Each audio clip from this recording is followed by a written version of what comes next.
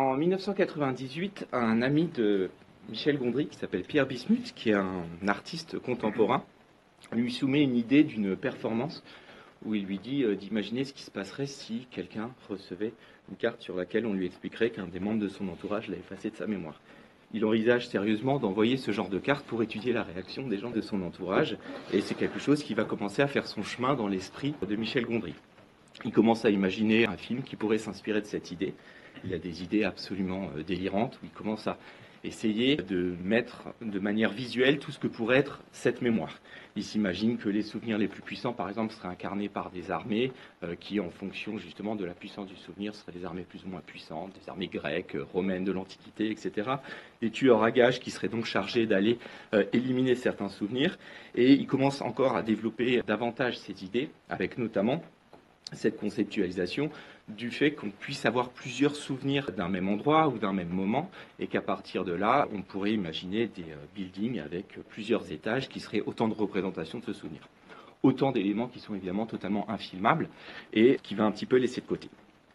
Un peu plus tard, Spike Jonze, qui donc est un réalisateur qui a réalisé dans la peau de John Malkovich, présente à Michel Gondry Charlie Kaufman, qui est le scénariste de ce film-là. Et ils s'entendent très bien et ils envisagent de travailler ensemble.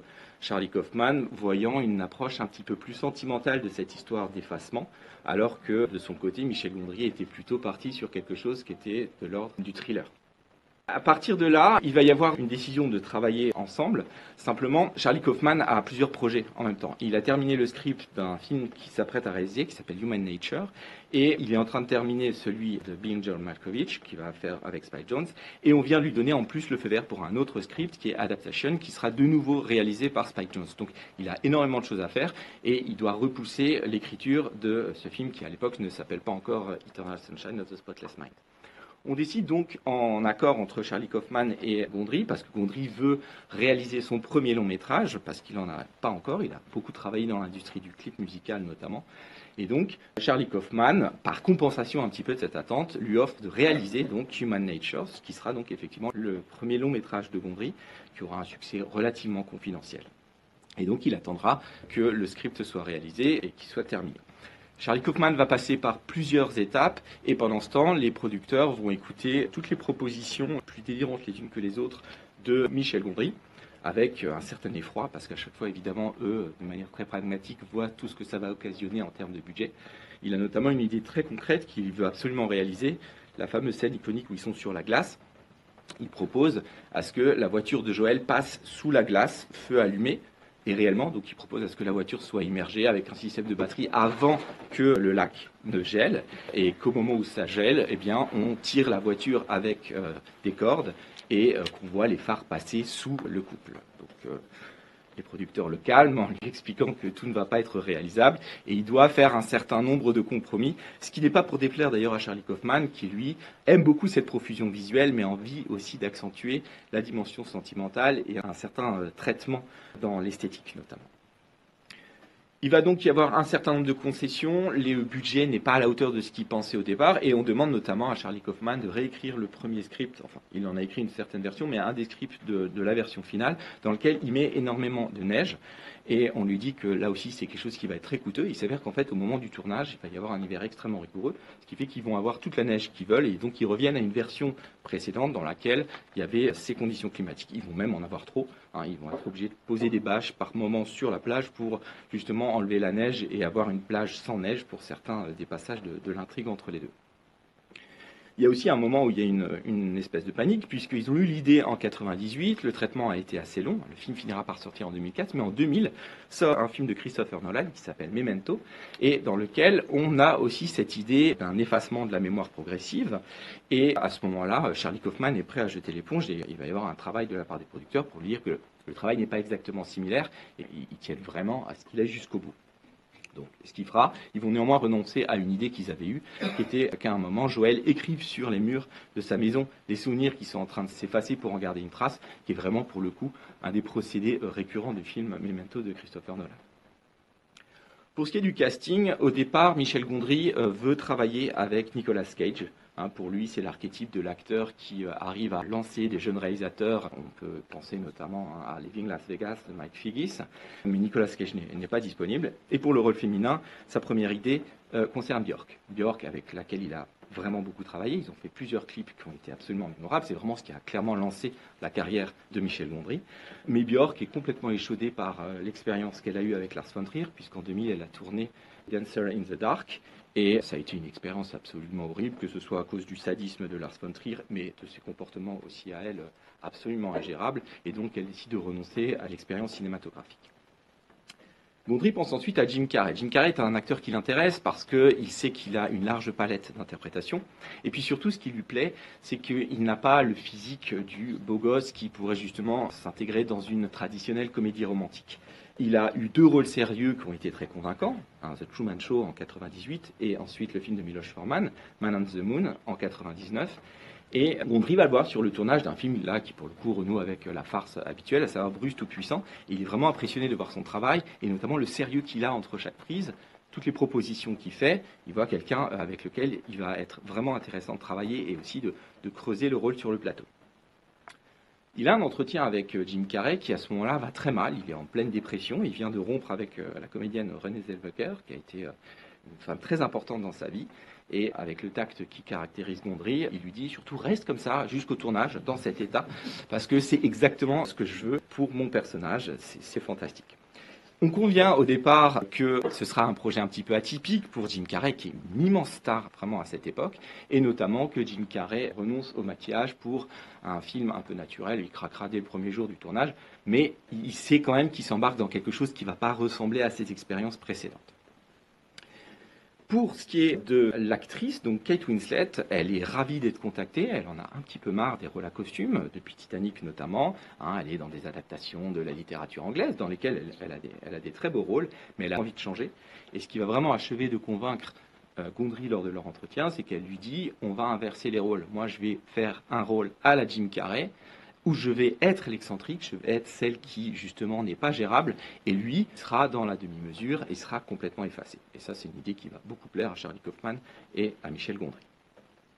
Donc lorsque le tournage commence, tout le monde est vraiment très content de travailler avec Michel Gondry. Michel Gondry, comme je vous l'ai dit, est déjà très connu dans le milieu audiovisuel parce que ses clips sont d'une inventivité folle. C'est quelqu'un qu'on admire beaucoup et on est prêt à lui donner énormément. En réalité, Michel Gondry, son état d'esprit, c'est celui d'une panique totale. Il est persuadé qu'on va droit à la catastrophe. Si vous voulez avoir un aperçu de la façon dont Michel Gondry considère son travail et l'état d'esprit dans lequel il est lorsqu'il crée, je vous invite à aller voir son dernier film en date, qui est sorti l'an dernier, qui est le livre des solutions, où Pierre Ninet vraiment interprète un réalisateur complètement dépassé. Et c'est exactement l'autoportrait de Michel Gondry. Il va avoir une méthode de travail qui consiste à travailler le plus possible la spontanéité. Les comédiens, par exemple, n'ont pas de marque au sol. Ils les commandent beaucoup par un système d'oreillettes, ce qui fait que d'une prise à l'autre, ils vont pouvoir vraiment beaucoup changer dans leur déplacement et il va avoir pas mal de matériaux. Ce qui d'ailleurs va poser un petit problème puisque le premier jour de tournage, qui est donc la scène qu'on voit quand il se compare à des vieux dans un restaurant, il va brûler 6000 mètres de pellicule et les producteurs le convoquent le soir même en lui disant bon, on avait dit 1500 par jour et si tu respecte pas ça, on te trouvera un remplaçant parce que là, ça va pas être possible au niveau du budget. Donc, il va un peu se discipliner et néanmoins toujours travailler cette question de la spontanéité. Les comédiens, on leur donne vraiment la possibilité d'improviser, sauf Jim Carrey, ce qui va énormément le frustrer, mais Gondry sait très bien que Jim Carrey sera ingérable si on le laisse faire ce qu'il veut, et de toute façon, il a un rôle qui est celui de l'être justement un peu terne, qui ne prend pas d'initiative, et il doit rester dans ce rôle-là. Autour de lui, ça improvise beaucoup, et il y a notamment des conciliabules qui se font en secret avant les prises, et la scène par exemple où Clémentine donne un coup de poing dans le train au début, n'est absolument pas prévue selon Jim Carrey, donc l'étonnement qu'il a est réel. Il y a un certain nombre de procédés comme ça. Et pareil pour Elijah Wood et Mark Ruffalo, dans toute la nuit durant laquelle ils sont devant ce personnage allongé sur son lit. Il y a beaucoup d'improvisations qui, là aussi, vont un peu perturber Kristen Stewart, qui joue Marie, et qui n'est pas habituée à ce jeu-là, et ça va créer des contrastes qui intéressent beaucoup Gondry. Il y a quelques conditions qui sont un peu complexes, parce que du fait de son statut, Jim Carrey a un traitement de faveur qui est dans son contrat. C'est lui qu'on filme toujours en premier, il aura les premières prises, de manière à pouvoir s'en aller plus tôt. Et c'est quelque chose qui ne plaît pas du tout à Gondry qui va inventer un système de double caméra de manière à ne pas brimer Kate Winslet et pouvoir avoir une réelle spontanéité dans le jeu. En tout cas, Jim Carrey, selon Gondry, est toujours excellent dans les prises 1 et 2, mais il exige toujours d'en faire beaucoup, des fois jusqu'à 40, et à chaque fois il en rajoute, et Gondry le laisse faire, sachant pertinemment qu'il utilisera ce qu'il a déjà filmé. Il n'empêche que le tournage se déroule très bien, et ils le finissent dans les temps. Ils ont même le temps d'ailleurs de se faire un petit délire en annexe. Après des nuits quasiment blanches de tournage, ils vont créer un petit clip dans lequel Michel Gondry va inventer un lit roulant dans lequel s'installe Jim Carrey qui fait le playback d'une chanson d'Elvis Presley. Donc il tourne ça en une demi-heure après pour un clip comme On a le secret. Jim Carrey qui va offrir à ses amis Eric et Ramsey la possibilité d'interagir. Il les amène à Los Angeles et à un moment durant ce clip, il va avec son lit roulant dans une station-service et c'est Eric Ramsey qui sont les fans absolus de Jim Carrey qui vont lui faire le plein de son lit. Voilà. Petit clip annexe. Le film va être énormément réécrit au montage. Parce qu'en fait, dans l'écriture, il y a eu beaucoup de choses qui ont été faites et Gondry a eu du mal à choisir dans certains éléments. Il y a notamment beaucoup de scènes qui sont tournées sur le moment où le personnage de Joel décide d'arrêter le processus. Et il va devoir faire un choix. Et c'est assez amusant d'ailleurs de se rendre compte que Gondry, en réalité, se retrouve à devoir effacer une grande partie de son film, alors que c'est le sujet même justement du film que de l'effacement, et renoncer à certaines choses. Et il dit, donc, il est à cette époque-là, donc à son deuxième long métrage, qu'il se rend compte que même en termes d'écriture, il va falloir qu'à l'avenir, il écrive moins, déjà rien que pour réduire le temps de tournage et les budgets, et surtout pour éviter ce crève-cœur d'avoir à choisir des choses. D'ailleurs, dans les éditions collector, des DVD et des Blu-ray, il y a pas mal de scènes coupées qui montrent justement tout l'éventail d'inventivité qu'il avait encore. Et il avait encore prévu plein de choses qu'il a pas tourné faute de budget, notamment 15 jours avant le tournage, on lui avait annoncé que pas mal d'éléments qu'il avait envisagés devaient être annulés parce qu'ils n'auraient pas les moyens de le faire.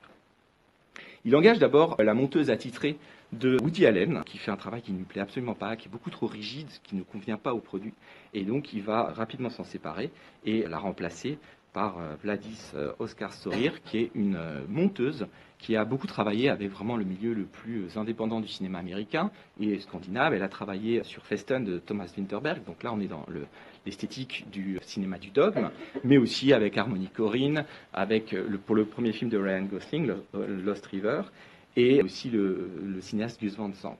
Donc on est vraiment dans un cinéma assez brut, assez naturaliste, et c'est ce qui va convenir. Et en fait, elle va faire un travail qui plaît beaucoup à Michel Gondry. Le seul problème, c'est qu'elle est absolument insupportable, convaincue de son génie, que malheureusement elle a, donc on peut trop rien lui dire, mais les gens la détestent, et notamment un des producteurs qui va à tout prix la virer, et Michel Gondry explique qu'il se bat bec et ongle, alors qu'elle, je cite, le traite comme une merde au jour le jour, mais il va tout faire pour la garder parce qu'il se rend compte qu'elle a véritablement compris l'esprit du film, et elle va vraiment contribuer. Et c'est vrai qu'on a, au niveau du montage, un rythme assez intéressant, un travail sur les coupes, un travail sur des fragments et des instantanés de vie qui donnent une réelle authenticité à cette manière de revoir tous les moments qu'ont pu vivre ce couple.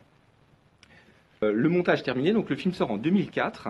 Ça va être un très grand succès critique pour Charlie Kaufman et Michel Gondry. Un succès assez correct en termes de box-office, c'est pas un hit, mais c'est un beau succès. Et Gondry et Kaufman vont remporter l'Oscar du meilleur scénario original. C'est un film qui va avoir une place un peu particulière pour Gondry dans sa carrière, parce que il commence très fort, c'est son deuxième film, ce film va devenir rapidement culte, et il a le sentiment que les spectateurs estiment que tous les films qu'il a fait par la suite sont des moins bonnes versions de ce chef-d'œuvre-là. Donc pour lui, c'est lourd à porter, il explique dans des entretiens une dizaine d'années après qu'il a eu tendance à minimiser ce film par tendresse qu'il avait pour les films qu'il a fait par après, notamment un film qui s'en rapproche beaucoup, qui est La Science des rêves, en 2008, et se réapproprie le film un petit peu plus tard en reconnaissant que c'est vraiment un film qui effectivement a quelque chose d'absolument unique. Il retravaillera avec Jim Carrey dans une série qu'ils ont tournée en 2019 et 2020 qui s'appelle Kidding. Et Charlie Kaufman va continuer à écrire des scénarios et passer aussi à la réalisation pour des films où là, pour le coup, étant seul à bord, il va se laisser aller à une plus grande noirceur encore parce qu'il avait des projets beaucoup plus noirs pour le scénario. Michel Gondry a édulcoré pas mal de choses. Il va notamment tourner en co-réalisation Anomalisa, qui est vraiment un film là aussi sur la crise conjugale, un film d'animation extrêmement original, très intéressant. Ça, c'est son deuxième. Le premier est un film assez passionnant aussi qui s'appelle Synecdoche New York, qui raconte l'histoire d'un metteur en scène de théâtre qui met en place un projet tellement gigantesque qu'il finit par s'y perdre et les répétitions finissent par prendre le pas sur le réel. projet extrêmement audacieux. Et son dernier en date est un film qui est sorti sur Netflix et qui s'appelle Je veux juste en finir, et qui là aussi revisite la question du couple dans une espèce de nuit cauchemardesque où on a du mal à savoir si ce qu'on voit existe ou si c'est la projection cauchemardesque de quelqu'un. Et ça rejoint par bien des points le film Lost Highway qu'on a vu il y a quelques semaines ici. Le premier point sur lequel on peut un petit peu s'interroger par rapport à ce film, c'est évidemment la manière dont il va s'inscrire dans une tradition qui est celle du film romantique. Alors, comédie romantique, il n'y a pas beaucoup de comédies, mais en tout cas, il y a très clairement la volonté pour Kaufman et Gondry de faire un pas de côté par rapport à tout ce qui existe. Dès le départ, ils le disent durant le tournage, ils sont assez inquiets parce que par rapport à l'idée qu'ils ont, et qui est très explicite en termes d'écriture, ils se rendent compte que certaines scènes peuvent sonner faux, voire ringardes, et c'est leur plus grande angoisse. Gondry explique notamment que lorsqu'il tourne, et ça arrive assez tôt dans le tournage, l'ultime scène, celle dans laquelle ils sont dans le couloir, il dit qu'il ne connaît pas encore très bien Jim Carrey et Kate Winslet, qu'ils en font des tonnes, que c'est larmoyant, et que c'est vraiment nul. Et il se dit, mais en fait, ça va être une catastrophe, je ne vais pas réussir. Donc, c'est notamment en riant beaucoup avec eux et en parlant qu'il arrive à désactiver et à justement travailler quelque chose qui va être beaucoup plus spontané, beaucoup plus authentique. Et le premier point, c'est justement cette mise en scène extrêmement naturelle. Vous le remarquez, on n'est absolument pas dans le lissage habituel hollywoodien. Des caméras à l'épaule, des lumières naturelles, un montage, on en a parlé, assez fragmenté, et une volonté d'essayer de voir les gens tels qu'ils sont. Et là, évidemment, c'est un pas de côté par rapport à ce qui se fait d'habitude. Les personnages eux-mêmes sont des personnages assez médiocres. La première approche qu'on a de ce personnage, notamment par le recours de la voix off du personnage de Joel, c'est déjà une critique en règle de ce que serait la Saint-Valentin, archétype même évidemment de la comédie romantique, et quelqu'un qui n'a aucune assurance en lui, qui est prêt à se contenter d'un amour qui ne le convainc pas, mais qui est juste nice, un mot très important qui va beaucoup revenir dans le film, et qui est convaincu d'être quelqu'un d'inintéressant, blank, comme son journal. What to say? You should read my journal. I mean, it's just blank. De l'autre côté, on a un personnage qui est l'opposé total. Et là, il y a déjà un premier jeu. Vous connaissez tous ce procédé, notamment de la comédie romantique même des années 30, la fameuse screwball comedy, où on a des personnages que tout oppose et qui, évidemment, sont condamnés à finir ensemble, et leur dispute est un jeu de séduction. Ici, on travaille ça de manière totalement différente, puisque on va vous montrer des personnages qui sont opposés et qui vont dès le départ, vous montrer que certains éléments vont faire en sorte qu'il va y avoir une rupture inévitable. Le mot nice est repris. Lui, il dit nice is good et elle dit I don't need nice. Maybe I should get back together with Naomi. She was nice. Nice is good. Seem nice, so. Oh, now I'm nice? God, don't you know any other adjectives? I don't need nice. Cette agressivité qu'elle a fait d'elle un personnage qui certes est impulsif, on revient souvent sur cet aspect dans le film, mais qui surtout est dans une insécurité permanente et qui masque un profond déséquilibre. La première fois qu'on la voit, elle est en train de picoler discrètement, elle a des idées un peu folles et elle effraie plus qu'autre chose. Et c'est vrai que ce premier rendez-vous, elle parle déjà de mariage, etc. On a plus envie de la fuir que de la suivre. Et on travaille évidemment toutes ces bizarreries dès le départ. Et il y aura beaucoup d'indices, même visuellement, symboliquement, dans la suite du film, où quand il la représente, c'est sous forme de squelette, lorsqu'il l'embrasse dans ce très beau moment, il se couvre de feuilles mortes. Beaucoup d'indices morbides sur un couple qui se dirige vers sa fin, qui se dirige vers la mort et vers la rupture. Gondry le dit de toute façon, pour lui, c'est la douleur qui réveille l'amour, qui le révèle même, et c'est par sa perte, par sa rupture, par le manque qu'on arrive à concevoir en fait les sentiments qu'on a pu avoir pour quelqu'un, et ce sera tout le parcours du personnage principal. Et tout va fonctionner aussi par le principe des ruptures. C'est pour ça qu'en fait vous avez un générique qui arrive au bout de quasiment 20 minutes. Et alors qu'on est dans une dynamique qui est celle de la rencontre de quelque chose qui devrait apporter de l'euphorie, eh bien on a un cut assez incompréhensible sur un personnage en larmes et il va falloir remettre les pièces en place. Mais l'idée c'est de vous dire que le film ça va être un film surtout et avant tout sur la rupture. En passant par un point qui est celui de la science-fiction. Et là, on a aussi une volonté de désactiver un petit peu tous les codes du genre. Cette science-fiction, c'est une science-fiction qui, contrairement aux films traditionnels où on va vous présenter avec force, vocabulaire scientifique, des éléments qui vous montrent quelque chose d'extraordinaire qui va émerveiller le monde, là, visiblement, ce bureau à Pignon-sur-Rue, personne ne le connaît. On est dans des bâtiments totalement décatis. On ne s'embarrasse pas énormément de crédibilité, parce que si vous interrogez le scénario, il y a des choses qui posent problème. On dit à tout le monde, ne mentionnez plus Clémentine parce qu'elle a été effacée, sauf à Joël. Donc c'est normal qu'il aille la voir, et on peut s'étonner qu'il ne se pose pas plus de questions et qu'il n'essaye pas de la confronter, alors qu'elle-même l'a effacée et qu'il est le premier concerné. Donc il y a des éléments comme ça qui sont de l'ordre du symbolique et qui n'ont pas besoin d'être interrogés, avec même des pirouettes quand il dit oui, c'est effectivement du brain damage. Hein. Il y a des lésions cérébrales, c'est le principe même. Et à partir de là, on vous montre une science-fiction qui n'a rien de fascinant, qui n'a rien de futuriste non plus, très analogique, des fils partout, des gens qui se cassent la figure dans des bâtiments complètement décatis et qui ne font absolument pas rêver, que d'ailleurs à l'origine, Charlie Kaufman, dans son script originel, il voulait les placer dans le même bâtiment qu'il y a dans, pour ceux qui connaissent le film, dans La peau de John Malkovich, c'est au 7e étage et demi. Et en fait, il voulait que ça soit dans le même endroit. Et pareil, ils n'avaient pas les moyens de reconstruire ce décor, donc il a dû y renoncer, mais il avait vraiment envie que ça se passe dans le même décor et dans le même univers. Toujours est-il que on a non seulement ce regard d'une science-fiction qui serait un peu low cost, un peu analogique, un peu vintage, mais aussi une réflexion en sourdine, assez discrète, mais néanmoins présente, sur la dimension capitaliste de ce projet. Une entreprise qui se dit qu'exploiter la faiblesse des gens et l'idée que la solution de facilité ce serait d'effacer, ça va permettre de créer un véritable business. Hein, si vous entendez la première fois que Marie parle, et c'est particulièrement ironique vu ce qu'on découvrira sur son propre destin, elle dit à quelqu'un au téléphone, non, on ne peut pas le faire 3 fois dans le mois, on a quand même des règles, et on voit que les gens commencent à en abuser. Et c'est quelque chose d'assez intéressant parce qu'on a tout intérêt à recourir à cette société qui, ne permettant pas aux gens de faire le travail de deuil et de souffrance et de, en anglais, closure, hein, cette façon justement d'essayer de régler les choses, eh bien, va répéter les mêmes erreurs et va continuer à faire appel à cette même entreprise. Donc, il y a une forme de cynisme qu'on va retrouver d'ailleurs dans l'esprit de ses collaborateurs, hein, ces techniciens qui travaillent lui, là, ce type comateux sur son lit. On va vider son garde-manger, son bar, et on a une approche extrêmement cynique qui, là aussi, va fonctionner pour désactiver tous les moments qu'on peut avoir de lyrisme. Vous avez soit des voix off en écho qui viennent les souiller, parce que les gens sont en train de parler par-dessus les souvenirs. Is there something wrong with a girl being attracted to me? Is that a problem? No, I think it's funny. Mais aussi des grands moments de rupture qui viennent casser les élans qu'on pouvait commencer à avoir en empathie avec ces personnages.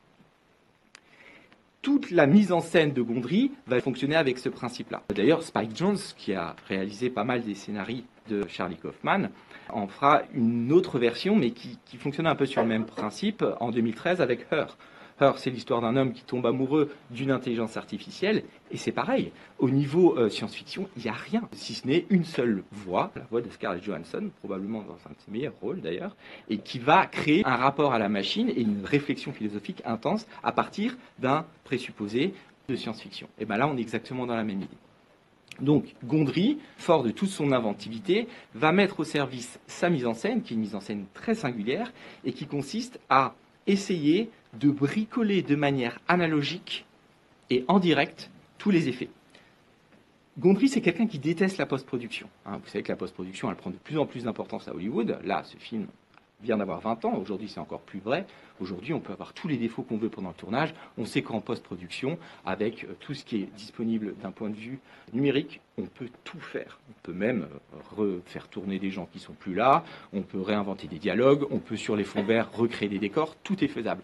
C'est quelque chose que n'aime pas du tout Gondry. Il a cette esthétique qui est extrêmement authentique et qui est d'une certaine forme naïve, dans laquelle il a envie de voir si la magie peut opérer sur le plateau. Il y a quelqu'un qui disait à propos de Gondry, qui rappelait une anecdote concernant le tournage de Citizen Kane, qui est assez intéressante pour montrer que Gondry fonctionne de la même manière. Orson Welles, qui a 25 ans, on a eu l'occasion d'en parler il y a quelques années ici, premier long métrage, hein, il vient du milieu du théâtre, c'est évidemment un génie, il a des tas d'idées, et lors du tournage de Citizen Kane, il veut avoir un fondu au noir. Il va travailler extrêmement longtemps avec tous les éclairagistes dans le studio pour que progressivement on éteigne les lumières et qu'on ait une obscurité totale à la fin de sa scène. Il arrive à l'obtenir et un des techniciens lui dit à la fin de la journée, vous savez que ça, en post-production, c'est fait en 4 secondes. En fait, on diminue la lumière et vous l'avez. Il ne le savait pas, mais il est ravi de l'avoir créé. Et c'est exactement comme ça que Gondry fonctionne. Gondry travaille des idées et il arrive sur le plateau et dit « on va essayer ça ». Un exemple concret, la scène où Joel revient dans l'obscurité sur les lieux du bureau et il se voit en face du médecin. C'est une scène qui est faite en réalité sans trucage. C'est-à-dire que quand la caméra arrive sur le médecin, Joel se change, passe par derrière et s'assied. Il a quelques secondes pour le faire.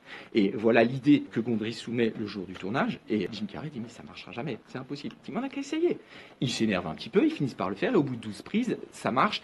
Et c'est merveilleux parce que les comédiens eux-mêmes sont émerveillés d'y parvenir. Ce sera le même principe quand il poursuit Clémentine dans la salle de bain et qu'elle est dans une porte, il y a une porte secrète, elle arrive à passer derrière. Par contre, la troisième Clémentine, là, c'est vraiment une doublure, on ne voit pas son visage.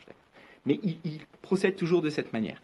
Et c'est à travers ça qu'il va créer un univers qui est un univers poétique, authentique et surtout assez modeste et qui a l'air d'être à la portée de tout le monde. Parce que c'est une histoire intime et c'est une histoire de personnes qui ressemblent à n'importe lesquelles et dont l'imaginaire doit être proche de tout un chacun. Et c'est quelque chose qu'on retrouvera beaucoup dans les films suivants. Si vous regardez Soyez sympa rembobiné, c'est des gens qui recréent justement les films de manière totalement bricolée, et ça crée quelque chose d'extrêmement tendre et d'attachant, et c'est une ode à l'inventivité, et La science des rêves, ce sera exactement le même principe. Donc cette façon de visiter la mémoire va se faire notamment par le jeu des couleurs. Vous avez toute cette réflexion sur la couleur des cheveux, et la manière dont ils vont ponctuer en fait les saisons de la vie de Joël et Clémentine. Si on remet les choses dans l'ordre, la première couleur, c'est le vert, le printemps. Ensuite, il va y avoir le rouge de l'été, le plus fort de leur passion, les vrais moments de complicité entre eux. Puis l'orange, où on est dans ces moments d'engueulade, de lassitude. Et enfin, le bleu, c'est la fin. Et si vous regardez, la manière dont elle appelle ces couleurs, à chaque fois, c'est avec des choses qui sont absolument anti-romantiques. La ruine, la fièvre, agent orange, bon. Et puis, Red Menace, on est vraiment dans quelque chose qui est du côté justement de la destruction. Pareil pour toute la dimension temporelle. D'abord, l'idée, évidemment, avec Charlie Kaufman, c'est d'imaginer un trajet à rebours. Donc là, il y a quelque chose d'assez original, puisqu'on va commencer par le dernier souvenir et on va remonter vers l'origine. D'ailleurs, il faut préciser que la même année sort en France un film de François Ozon qui s'appelle 5x2 et qui procède un petit peu de la même manière, alors sans l'artifice de la science-fiction, mais qui évoque 5 moments de la vie d'un couple en partant de la rupture et en remontant vers l'origine, avec cette même idée qu'à la fin, on voit les débuts avec émerveillement, mais on sait quel est le destin funeste de ce couple-là.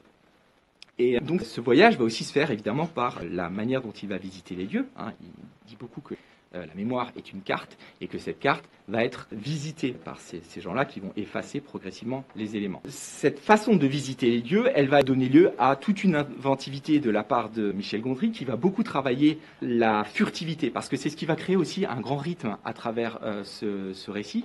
C'est qu'à chaque fois, on voit la manière dont Clémentine échappe au cadre. Elle est en fuite permanente. Le personnage, en réalité, passe son temps à la suivre et elle est en train de s'enfuir exactement au même titre que les différents souvenirs sont en train de s'effacer. Et ça va être aussi l'objet d'une grande poésie pour travailler sur les libres associations de la mémoire et la façon dont on va faire les transitions d'un lieu à un autre. Il pleut à l'intérieur d'une pièce, par exemple, vous avez du sable à côté du lit, vous avez la neige qui arrive et le lit qui permet de se réveiller dans un autre endroit par un jeu de lumière. Toute cette inventivité-là qui va néanmoins se faire au service de l'effacement. Et c'est aussi là qu'on a un vrai paradoxe, et le film ne cesse de jouer justement sur les oppositions, tout est mis au service de l'effacement. Là aussi, l'inventivité visuelle est très forte, que ce soit l'obscurité grandissante, quand il passe dans des endroits et les lumières s'éteignent progressivement, les inscriptions, évidemment, les décors eux-mêmes, et là, ça va faire l'objet d'effets visuels un petit peu plus poussés qui nécessiteront de la post-production. Mais on va aussi avoir des éléments, et c'est là aussi que c'est intéressant, qui sont beaucoup plus subtils, et qui impliquent, paradoxalement, qu'on revoit le film pour voir tous les jeux qu'il y a d'effacement. La scène où il la poursuit, où il lui dit tout s'effondre et vous avez une voiture qui tombe du ciel, c'était pas du tout l'idée initiale, parce que ça c'est pas le genre de choses qui plaît à Gondry. Mais en fait, dans cette scène, Clémentine n'a qu'une jambe, parce qu'elle est en train d'être effacée. Mais en fait, personne ne le voit. Et dans les projections tests, ils se sont rendus compte que personne ne le voyait, et donc ils ont rajouté cet effet-là pour montrer qu'on commence à basculer dans le rêve et dans l'effacement. Et en fait, on a de très nombreuses scènes dans lesquelles, de manière assez minime, on vous montre des choses qui ne conviennent pas. La manière dont il se retrouve à l'intérieur de l'écran de télévision, par exemple. Le fait que lorsqu'il discute avec elle dans la librairie, très progressivement, tous les livres deviennent blancs. le mug qui là aussi s'estompe. Donc il y a toute une série de choses travaillées très finement et qui ont profit de cet effacement. Et de l'autre côté, on va avoir aussi les tierces personnes qui vont montrer que cette idée-là de l'effacement est vouée à l'échec. Si vous regardez le personnage de Patrick, c'est celui qui va de manière extrêmement cynique et perverse voler l'identité de Joel et essayer de se la réapproprier, ce qui va créer une image qui va déranger les spectateurs. La reproduction de cette superbe scène sur le lac, dans lequel justement la craquelure, là aussi, a l'air d'annoncer un petit peu la rupture. Mais en tout cas, ce très beau moment, rejoué mal par Patrick, va nous irriter parce que nous nous sommes déjà approprié ce moment iconique. Donc la version malhonnête prouve qu'on a déjà une complicité avec ce couple. Le personnage de Marie aussi est un personnage extrêmement intéressant qui va avoir une grande évolution. Les personnages secondaires sont très importants dans le film, puisque Marie, c'est celle qui est du côté de la répétition, de la redondance. Elle a ses citations. Le simple fait qu'elle récite des citations qu'elle a lues dans un livre de citations et non pas dans l'œuvre elle-même montre quelqu'un qui aimerait paraître érudite mais qui ne l'est pas réellement. Et on a une ironie encore plus forte, c'est que lorsqu'elle donne les citations à Howard, c'est la deuxième fois pour le spectateur, mais c'est aussi la deuxième fois pour Howard, qui les a déjà entendues puisqu'il a déjà eu une relation avec elle. Donc le fait qu'elle essaye de l'impressionner montre qu'elle reproduit les mêmes techniques de séduction qui la rendent touchante et pathétique en même temps. Ce qui fait qu'elle va avoir un rôle de plus en plus poignant. Elle est dans la redite et elle est exactement cette personne qui n'a rien appris et qui reproduit les mêmes erreurs. Et la cruauté de ce dispositif va encore plus loin puisque vous avez cette chambre et ces espaces desquels sont à chaque fois exclus le personnage de Joel, mais vous allez avoir aussi la maison et ce trottoir. Stan, qui a commencé à avoir une relation avec Marie, regarde de loin ce qui se passe avec Howard, et c'est doublé avec l'épouse, qui elle aussi, du côté du trottoir, voit cette réalité. Donc on travaille aussi toute cette cruauté de ce dispositif qui est totalement illusoire. Dispositif qu'il va donc falloir affronter. Et c'est le principe de Joel que de se dire à un moment, au moment où il commence à avoir des belles confidences et à regagner les beaux souvenirs avec Clémentine, qu'en réalité, il veut enrayer le dispositif. Comment fait-il? Et ça, c'est une très belle idée. Il va aller la mettre dans des souvenirs où elle n'était pas. Vous remarquerez que c'est une idée de Clémentine. Alors, il faut toujours garder quelque chose, et c'est même précisé à plusieurs reprises, tout ce qui se passe, et c'est le médecin qui le dit, c'est vous êtes moi, en fait, c'est les rêves de Joel. I'm part of your imagination too, Joel. How can I help you from there? I'm inside your head too. I'm you. Donc tout ce que disent les personnages est en fait Joel qui le met dans la bouche de ces personnages. Mais que fait-il? Il demande à Clémentine, enfin il considère comme une initiative de Clémentine cette idée géniale qui consiste à la mettre dans son enfance, dans des rêves humiliants, dans des choses profondément hors carte. Il a besoin de Clémentine parce que c'est son excentricité, son inventivité à elle, sa capacité à avoir des initiatives que lui n'a pas, qui vont lui permettre de la sauver elle. Donc tout ce qu'il aime chez elle, sa différence, cette fameuse impulsivité, est ce qui lui permet justement de la garder en mémoire. Donc plus il la reconnaît dans ses souvenirs, plus il se rend compte que cette différence, qui a été le motif notamment de leur rupture, est la raison pour laquelle il veut la garder en mémoire. Et le thème de l'enfance est très important, on en parle beaucoup. L'enfance, alors évidemment un peu psychanalytique de Joel qui n'a jamais été regardé par sa maman et qui ensuite tombe amoureux dès qu'une femme le regarde, mais aussi l'enfance de Clémentine, cette fameuse confidence sous la couverture où elle parle de ses petites figurines, sa laideur, et le motif de l'enfance, c'est aussi l'un des premiers points de rupture entre eux, c'est que justement Joel considère qu'elle ne pourrait pas être une mère. Et paradoxalement, c'est elle qui l'emmène dans l'enfance. Et on peut imaginer, parce que si on prend ce fil narratif et ce fil chronologique, narrativement, on avance vers le début, mais le fait qu'il la mette dans des souvenirs où elle n'existe pas encore, c'est aussi la mettre dans le futur, et donc annuler la rupture, ou, qui sait, elle pourrait peut-être devenir parent avec lui. Donc il y a vraiment toute une idée de boucler la boucle par rapport à cette idée-là. Et de l'autre côté, Marie, c'est celle qui va carrément, là pour le coup, saboter le dispositif et dévoiler la vérité. Ce qui fait que ce récit, qui est normalement censé être un récit d'effacement, est en réalité un récit initiatique. Ce que fait Joel, c'est une démarche active. Remarquez au départ la manière dont Gondry travaille des flous d'arrière-plan. Joel est un personnage isolé, perdu dans sa tristesse et prisonnier de ses idées noires, incapable de communiquer, que ce soit avec son voisin devant les boîtes aux lettres ou lors de la dispute avec Clémentine dans le marché aux puces. Son voyage dans la mémoire consistera à refaire le point sur ses souvenirs et les débarrasser de cette gangue de tristesse. Et le fait qu'il se dédouble dès le départ vous montre quelque chose de très important et sur lequel Charlie Kaufman insiste beaucoup, c'est que lorsque nous nous souvenons avec la conscience du présent d'événements passés. Et c'est pour ça qu'il est dédoublé. Et c'est pour ça qu'il commente. Et c'est pour ça qu'il a un surplomb qui est assez euphorisant au début. Il trouve incroyable de justement pouvoir prédire les choses. Et c'est quelqu'un qui va, en essayant de garder Clémentine, se guérir lui-même. Mais cette omniscience qu'il a au départ, eh bien, va être une logique où il va commenter. Et ce qu'on nous dit aussi, c'est que nous n'avons pas les mêmes souvenirs. Tous ces souvenirs sont les souvenirs de Joel par Joel. C'est sa construction à lui. Et très clairement, eh bien, vous pouvez demander à deux personnes qui ont vécu la même chose, elles ne vous restitueront pas exactement les mêmes événements. Et cette subjectivité, elle est au cœur du film et de la manière dont on restitue ces souvenirs. Et Joel est celui qui, d'abord, a ce pouvoir, et on le voit beaucoup avec la voix off. Regardez la manière dont il est hyper content de pouvoir prononcer les paroles en même temps que le médecin parce qu'il vient de les entendre. We'll dispose of these mementos when we're done here. That way you won't be confused later by their unexplainable presence in your home. Ah, there we go. Et ensuite, eh bien, les paroles qu'il va prononcer à l'avance, ce sont les reproches de Clémentine. Quand elle trouve les choses dégoûtantes, le mot repulsive. It's repulsive. Et progressivement, cette voix connue va être de plus en plus belle. Vous avez la scène de complicité face au drive-in, où ils disent ensemble les paroles de ces comédiens avec beaucoup d'humour, et puis aussi, surtout, ce doublage des enfants, où ils commentent la version enfantine des deux. Come on. That's where I lived. I wish I knew you when I was a kid. Do you like my pink hat?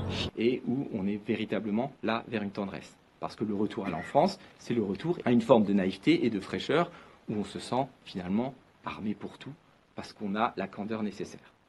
Et c'est la raison pour laquelle le motif de la mort évolue aussi comme ça. Le motif de la mort, la première fois qu'on joue avec ça, c'est lorsqu'il joue à se mettre du ketchup sur le cou et à faire comme s'il était mort. On ne comprend pas bien au départ, parce qu'on ne comprend pas que c'est dans leur histoire, mais qu'est-ce qu'elle fait? Elle l'enjambe, et c'est l'indifférence la plus totale. Et ensuite, lorsqu'on remonte, eh bien, il va y avoir cette scène terrible où il a ces gestes extrêmement violents par rapport à l'oiseau. Et ensuite, on va avoir les enfants qui jouent à se tuer, de nouveau cette capacité à affronter la mort, et on revient au jeu d'un grand moment de complicité entre Joël et Clémentine lorsqu'ils jouent avec l'oreiller. Donc là, ils reviennent à l'enfance de leur union, le moment d'innocence, le moment de spontanéité dans lequel s'est joué l'essentiel. Et donc cette conquête-là va converger vers un moment crucial qui là aussi est très bien pensé de la part de Charlie Kaufman, c'est que le dernier souvenir, c'est le moment dans la maison, donc suite à leur première rencontre sur la plage au moment où elle a les cheveux verts. Et que se passe-t-il? Ils se rendent compte qu'en réalité, et on doit toujours reconstruire le film, puisque quand il vient la voir dans la librairie et qu'il dit « voilà, j'aimerais qu'on se voit », on ne comprend pas pourquoi il essaie de la reconquérir. Mais parce qu'on comprend que la fois d'avant, eh ben, il est parti. Elle lui a dit « pars » et lui est parti. Go! I did. I wish you'd stayed. I wish I'd stayed too. Now I wish I'd stayed. I wish I'd done a lot of things. Elle lui a dit pars parce qu'elle est agressive et impulsive, et lui il est parti parce qu'il est peureux et qu'il n'ose pas. Et donc leur première fois est une occasion manquée. Et que font-ils? Ils reconvergent vers une première fois pour un premier au revoir un peu propre qui va leur permettre d'aboutir à quelque chose qui va être une deuxième première rencontre, qui est tout le début du film, auquel nous, évidemment, la première fois qu'on le voit, on assiste de manière un petit peu innocente. Ce n'est pas leur première rencontre, pour eux ça l'est, pour nous ça l'est, mais en réalité, ils se sont déjà rencontrés. Le personnage d'ailleurs de Naomi qu'il évoque est un personnage qui a été assez présent dans les premières versions et qu'ils ont coupé au montage. Et Jim Carrey soupçonnait d'ailleurs Michel Gondry de faire vraiment ressembler cette comédienne à Renée Zellweger pour entretenir son désarroi amoureux. La première rencontre va se jouer sur donc un système d'écho. Et évidemment, là, pour le coup, revoir le film en connaissance de cause, c'est se rendre compte qu'il y a des tas d'éléments. Il dit qu'il n'est pas capable de soutenir un regard, il arrivera à le soutenir, il a une force insoupçonnée, il la dessine comme s'il l'observait en permanence, il a une intuition par rapport à elle, et vous avez évidemment le mot « nice » qui revient beaucoup. She was nice. Nice is good. Sorry. I was just trying to be nice. It's a pretty name, though. It really is nice. It seemed nice, so... Oh, now I'm nice? God, don't you know any other adjectives? I don't need nice. You're really nice. Oh. God, I have to stop saying that. Wish me a happy Valentine's Day when you call. That'd be nice. I had a really nice time last night. Nice? I saw you talking to somebody pretty. She was nice. Et lorsqu'il est devant cette fameuse maison au début, si vous écoutez attentivement, on entend des éclats de voix qui semblent sortir de nulle part et qui viennent évidemment des tréfonds de sa mémoire effacée.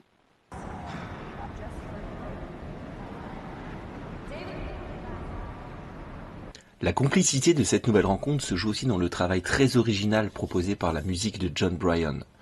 Contrairement à la fonction traditionnelle d'accompagnement permettant de dicter au spectateur les émotions en jeu dans la scène, la musique est ici calée en même temps que les répliques. Elle se tait lors des silences et reprend au moment des échanges. Well, you don't know me, so... You don't know, do you? Sorry. I was just trying to be nice. My name's Clementine, by the way. I'm Joel. Hi, Joel. No jokes about my name. Cette singularité semble montrer des personnages qui, au contact de l'autre, retrouvent avec ravissement une mélodie perdue. Cette façon de réécrire l'histoire, c'est une idée très belle, et typique de la comédie romantique, qui consistera à dire que voilà, qu'ils étaient destinés à être l'un pour l'autre et qu'ils se réattirent de la même façon que Mary recrée son histoire avec Howard.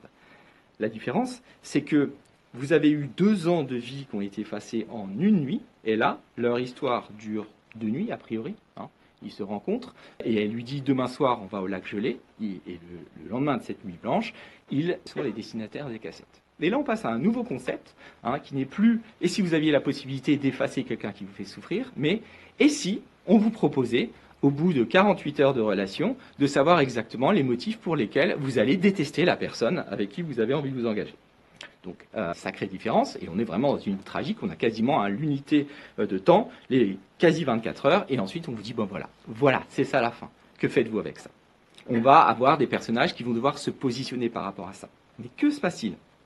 Et c'est là que c'est très intéressant, et qu'on retravaille de nouveau l'histoire de quelque chose à réécrire pour en faire quelque chose de constructif, à l'opposé de tout l'effacement.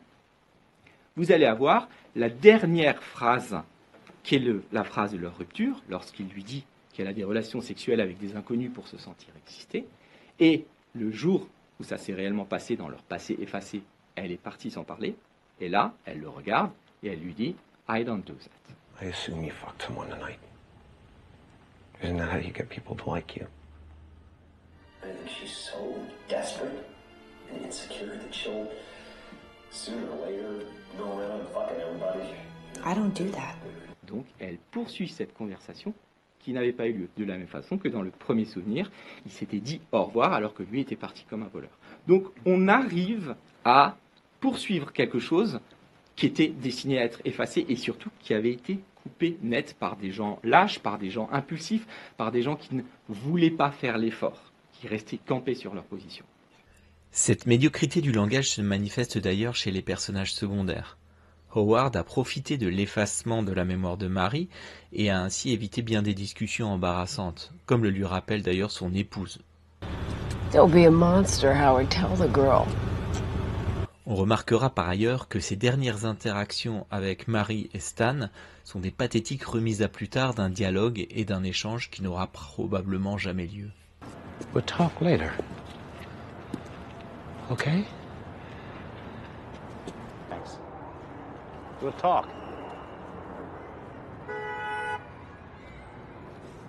Et donc voilà aussi la morale du film, et voilà les distances qu'on prend de nouveau toujours avec cette comédie romantique. Parce que si vous regardez ce que fait Patrick, il dit, voilà, ce couple avait l'air de très bien marcher, je vais prendre toutes les recettes et je vais les réappliquer. Eh bien, évidemment, ça ne marche pas. C'est pas son histoire, c'est une histoire, et c'est de la fiction, et c'est factice. Et ce que veut dire ici Charlie Kaufman, et Gondry avec lui, c'est que nous devons nous prémunir d'essayer d'imiter justement les belles recettes de toute la littérature sentimentale et des films de comédie romantique qu'on nous applique, et notamment les petites codifications des jolies choses rouges de la Saint-Valentin. c'est pas en appliquant ces recettes. Il faut savoir vivre sa propre histoire, il faut accepter de ne pas contrôler, et il faut accepter de laisser le hasard arriver. Un hasard d'ailleurs qui montre aussi la question de l'imperfection. Lorsqu'il est à genoux comme ça, dans ce plan de plongée sur son lac gelé, et qui supplie qu'on s'arrête, on a vraiment l'impression qu'il s'adresse aux dieux comme un héros tragique, mais qu'est-ce qu'il demande ? Il demande à redevenir humain, il demande à ce que justement cette espèce de joker qui consisterait à oublier soit annulé. Il veut rester dans cette imperfection. Et l'imperfection, c'est l'esthétique même du film.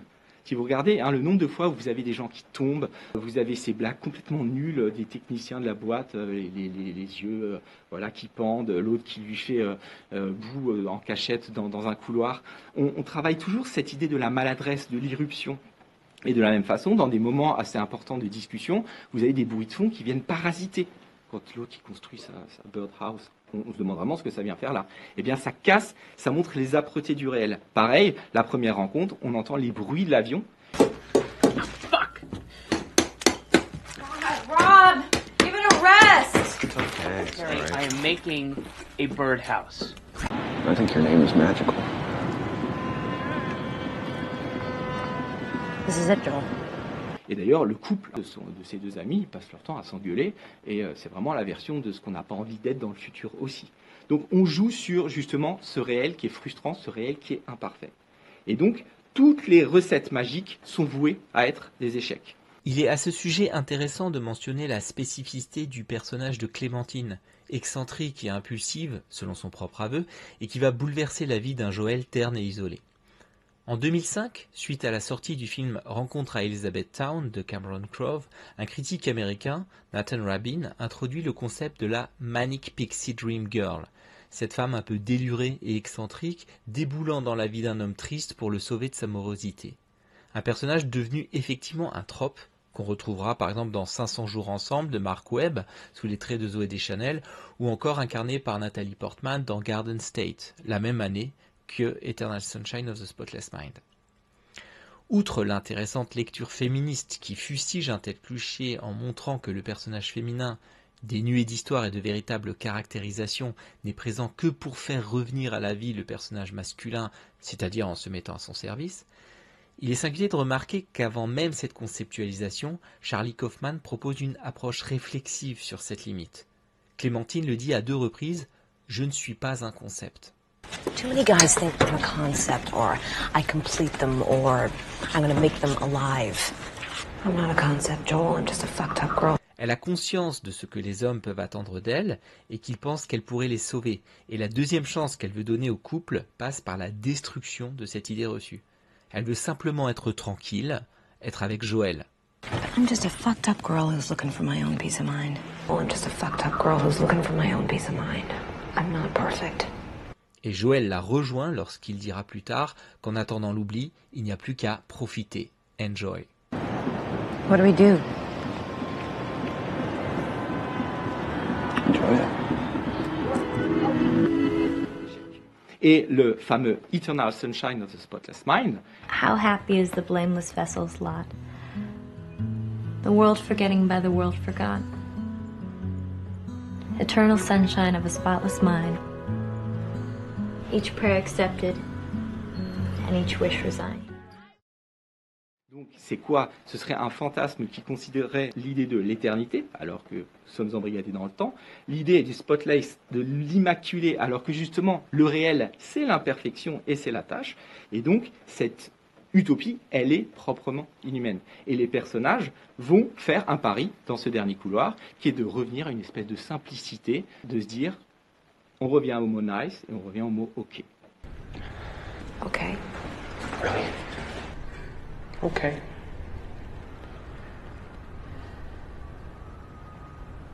Okay.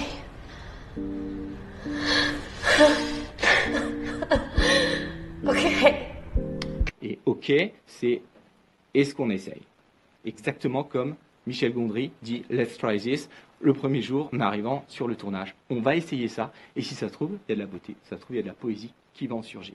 On bricole, on verra bien ce que ça donne. Donc il y a vraiment une cohésion entre sa façon d'écrire, sa façon de mettre en scène, et sa façon d'envisager la vie sentimentale elle-même. Dernier plan, on peut interpréter la fin comme on veut. Mais l'idée, évidemment, que la lucidité, finalement, n'empêche pas le désir et l'espoir, et c'est très positif. Il n'empêche que si vous regardez très attentivement la dernière séquence, qui est un fondu en blanc, une page blanche, c'est un effet de boucle. On a 3 fois la même séquence, comme si ça bégayait, comme si ça se répétait. Comment l'interpréter, à vous de choisir. Mais on peut se poser des questions. Dans la première version du scénario, du grand pessimiste Charlie Kaufman, on commençait 50 ans dans le futur, avec Marie, très âgée, qui avait écrit un bouquin, Eternal Sunshine of the Spotless Mind, dans lequel elle racontait toutes les histoires effacées des gens qu'elle n'avait pas pu trouver. Et on apprenait, au fil du récit, que Joël et Clémentine avaient effacé 15 fois leur histoire. Vision peut-être beaucoup moins optimiste. Il n'empêche que nous terminons sur une page blanche et sur une volonté de dire « vivons avec la perfection ». Essayons. Et on a passé une nuit à revisiter le passé pour converger vers les origines et en même temps grandir, en même temps construire. Et il reste donc un présent plein de promesses pour nos protagonistes. Merci de votre attention.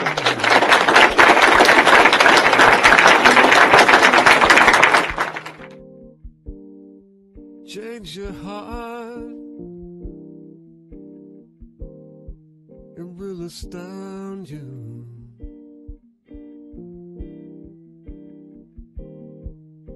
And I need your loving like the sunshine.